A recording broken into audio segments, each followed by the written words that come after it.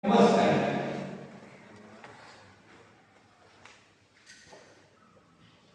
Atau kemana dari roti hidup?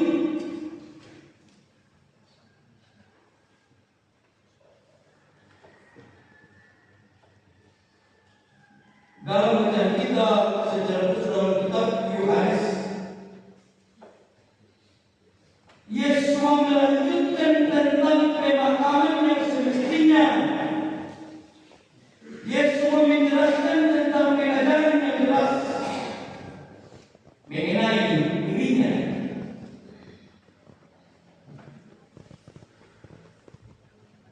Karena pada saat itu orang banyak mengidolakan Musa. Bagaimana dalam raja-raja terbaik?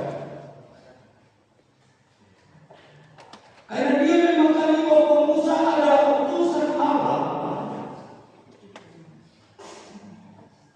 yang dapat memberi makan,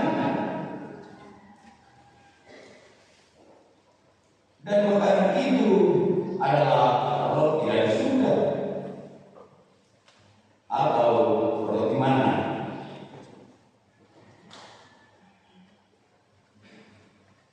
Dia tidak bisa menerima Yesus yang semestinya. Itu sebabnya mereka menolak tentang pengajaran Yesus. Namun di balik dari itu Yesus tetap setia untuk memperjelas akan dirinya dalam hidup dia dan percayaannya. Begini dalam ayat 42. Na kemudian Yesus nakitanin Pinoy, nakitanin problema. Si paano kung tutaw kung napakay kumaako na roti kehidupan. Magpagigil tayo ito. Kung mabawa kay Jesusi. Nakitanin siya Pinoy, nakitanin problema.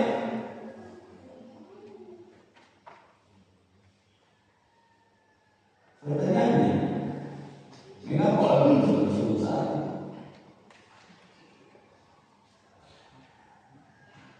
Mereka yang menjadi kita pada saat ini adalah pidato dari roti hidup. Karena seluruh pengajaran Yesus dalam perikop kita serta beberapa bacaan adalah pemahaman tentang kehidupan. Gimana itu pertanyaan pertama tadi? Mengapa roti yang dipakai Yesus? Apa mana roti ini yang dipakai Yesus untuk menjelaskan dirinya, untuk memperjelas pengajarannya, sehingga orang banyak saat itu dapat mengenal dia.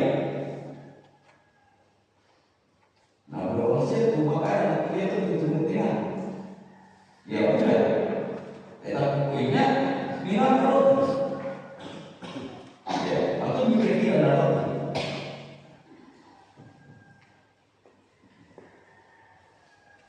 Dalam banyak teks dijawab dalam Alkitab.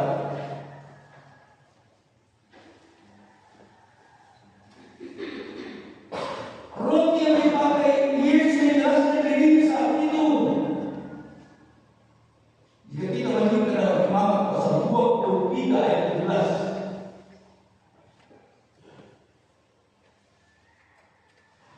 Dalam perayaan Pentakosta, dua roti lagi akan dipersembahkan bagi Tuhan.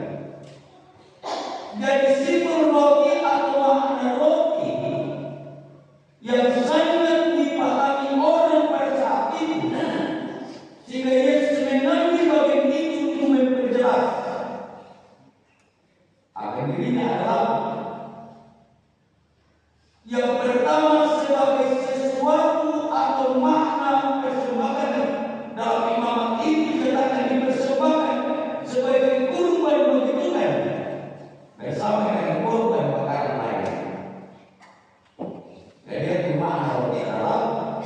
misa pemalas, silakan juga misa apa dari pemalasan. Jadi pemalas, kemudian semangat, hanya pemalas itu.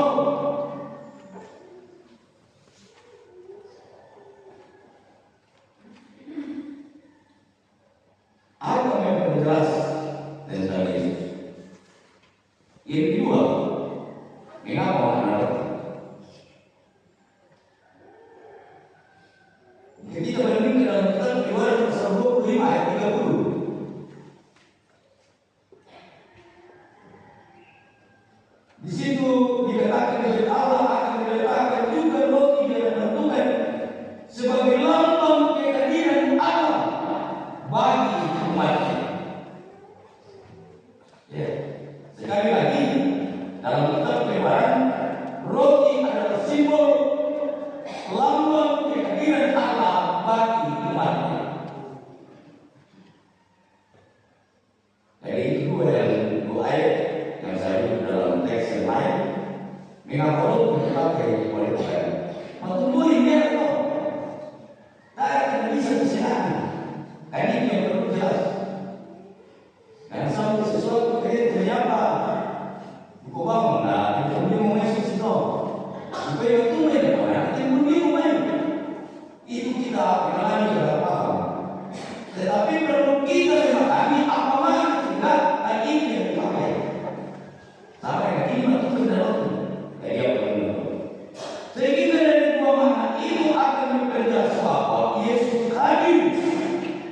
Yesus memperkenalkan dirinya sebagai roti hidup, sebagai sebuah persembahan yang seluruh, dan dirinya sendiri dipersembahkan kepada Allah karena kasihnya kepada saya dan kepada saudara-saudara, supaya dalam kasih Allah itu sebagai persembahan dan korban persembahan yang seluruh akan membawa kita kepada Bapa surga. Dalam teks bacaan kita bahwa tidak ada orang yang sampai kepada Bapa kalau dia tidak dipanggil oleh Bapa sendiri. Kalau tertanda-tanda karena ada untuk semua bukan statusnya dari kita.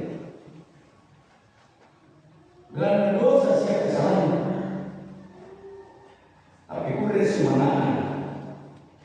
Rambut umpamanya kalian dengan simbol-simbol yang kita terima secara khusus dalam pertemuan kudus. Ada roti yang kelihatan, firman Allah yang kelihatan.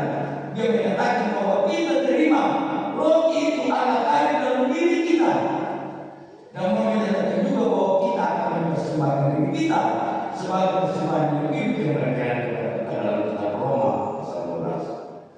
Sebagai hidupmu sebagai persembahan yang sejati.